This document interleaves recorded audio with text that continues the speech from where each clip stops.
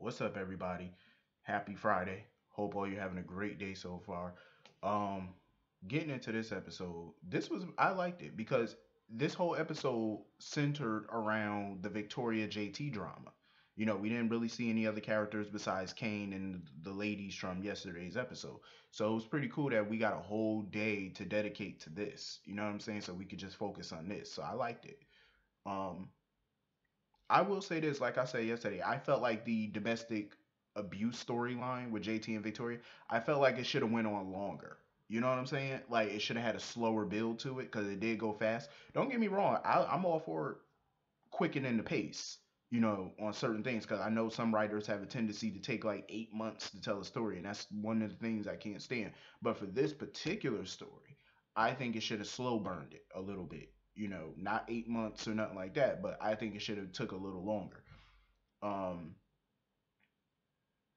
Again, I kind of hate what they did to JT, but in a way, it makes sense because I felt like JT, and I agree with somebody in the comments yesterday. I felt like JT has been spiraling out of control ever since Colleen died. Because notice that when he came back, his sole focus pretty much was on Colleen. Like whenever he would bring up Colleen, it's like he had this space in his eyes. Like he, you know, it just his eyes would just like he would space out whenever he would talk about Colleen. So it makes sense. His life, like she's been gone now for what 9 years, I think. How long Colleen been dead? Trying to remember how long she's been gone. I think 9 years, 10 years. I think I forgot what date she died, but yeah. Ever since Colleen been gone, he has not been the same. Ever since Colleen, he's not been the same.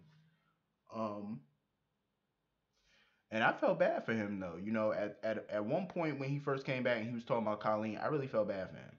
But that is no excuse to put your hands on a woman. You know what I'm saying? Like domestic abuse. I'm glad that they're bringing awareness to it.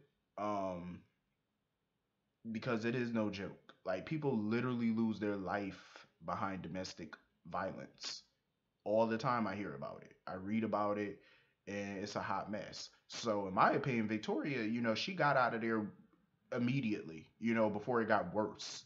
Because before today, all JT, he was more verbal and emotionally abusive than he was physical.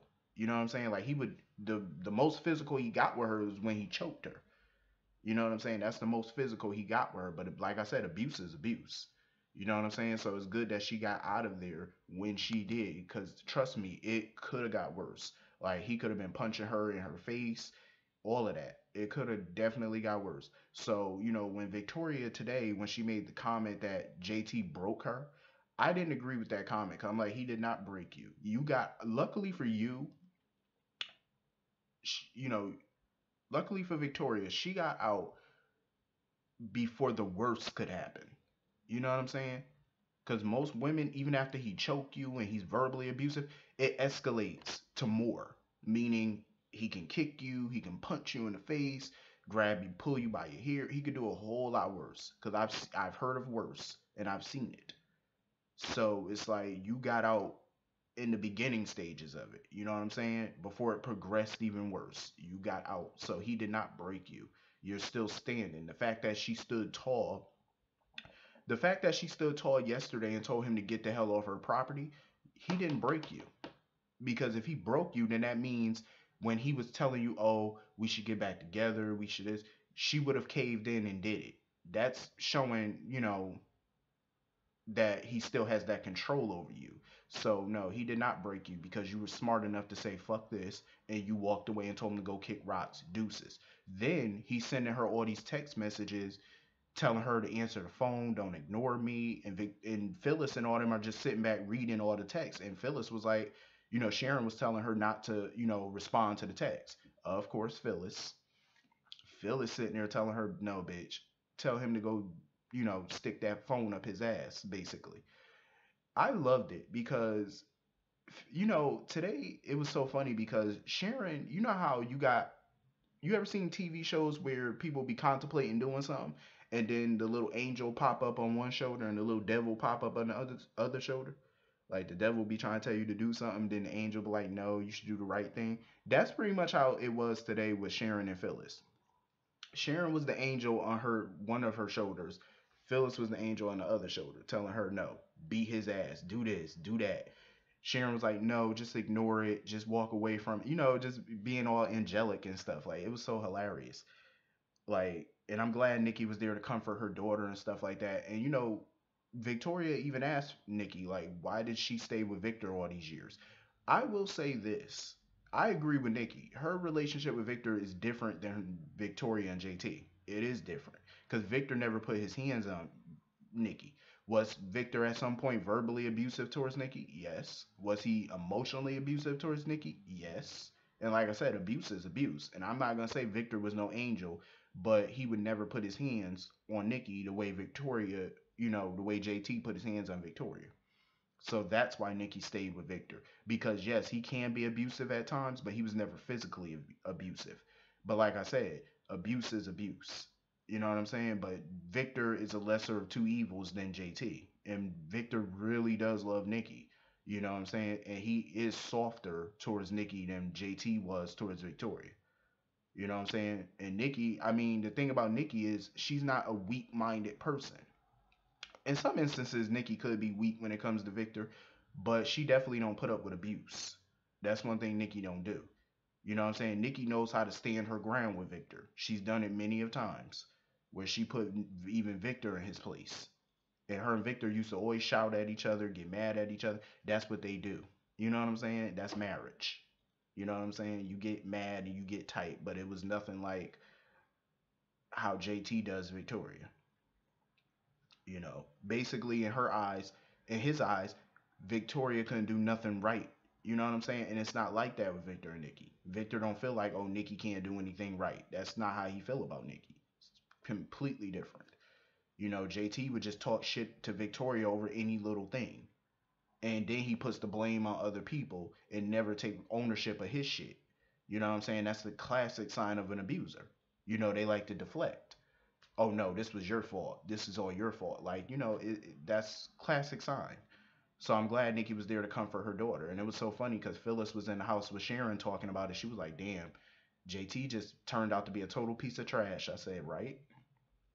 And speaking of JT, he was at Crimson Lights, and here come Kane.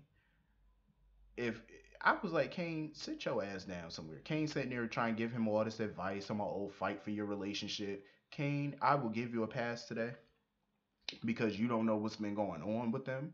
So I give Kane a pass for dispensing all that dumbass advice because it was stupid advice. But I give him a pass because he don't know what's going on.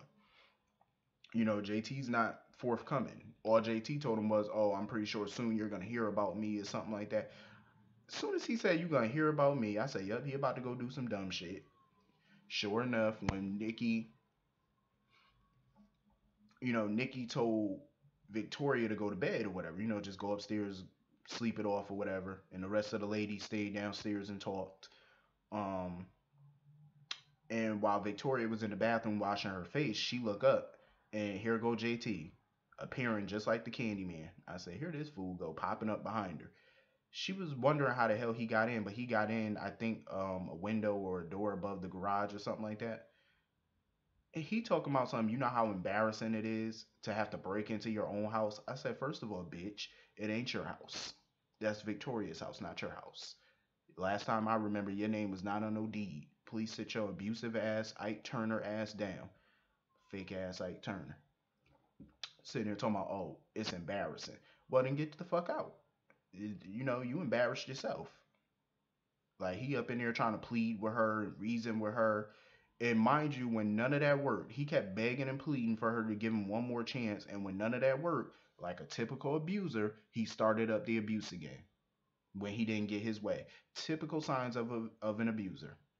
Because if you ever seen the movie, What's Love Got to Do with It? The Ike and Tina Turner movie from 1993, then you'll know after Tina and Ike got a divorce, he met up with her in a parking lot. He told her, oh, let's talk or whatever. He was trying to plead with her to come back, begging her to come back. And when Tina refused, I got mad talking about, oh, you was never nothing without me. You would never be nothing without me. Classic sign of an abuser. And JT just did the same damn thing today. When he didn't get the response from Victoria that he wanted, he turned right back to the abuse, blaming her, calling her a cold bitch. Talking about, oh, you can't do nothing right. You love when I controlled you. An abuser. Classic sign. That's why, Victoria was like, you know what? She said, you're pitiful. She was like, you're a grown man. You're a fucking loser. I say, yep, he's a loser. Sure is. Any man who puts his hands on a woman, you're a punk ass loser. You're a punk. You can't put your hands on another man because you'll get your ass beat, but you put your hands on a woman because you know or think she ain't gonna fight back.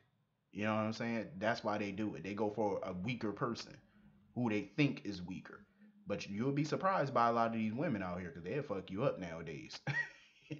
They'll beat your ass. And if they don't beat your ass, they got uncles and daddies and hell, even mamas that'll fuck you up. You know what I'm saying? So you better chillax. I'm just saying. So they get into this argument. He start packing his stuff and he reveals to her that he's the one who pushed Victor down the stairs. Because Victoria put two and two together when he started talking shit about Victor. She put two and two together and was like, oh, you did attack my father.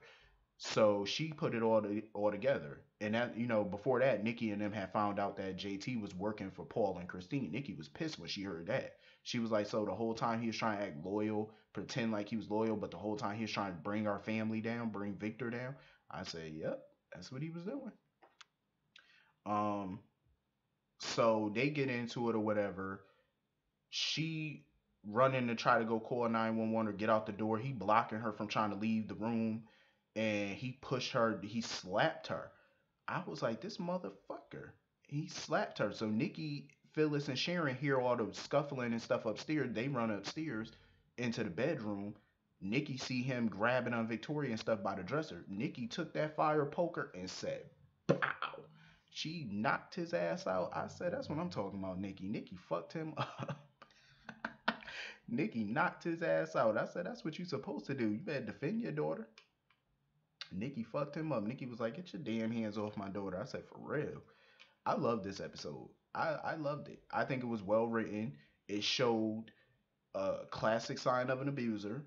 You know, let me tell you, man. Dad Luckenbell, he played the hell out this role. He played an abuser perfectly. Like, you know how somebody play a role so good, you start to believe in real life they are abusive.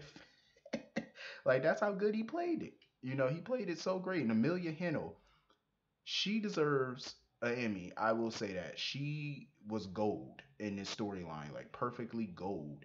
Like I said, I wish that it could have went on longer to show every facet of an abuser, but I think they did a good job though. I really do. I think they brought great awareness to it. They did a good job.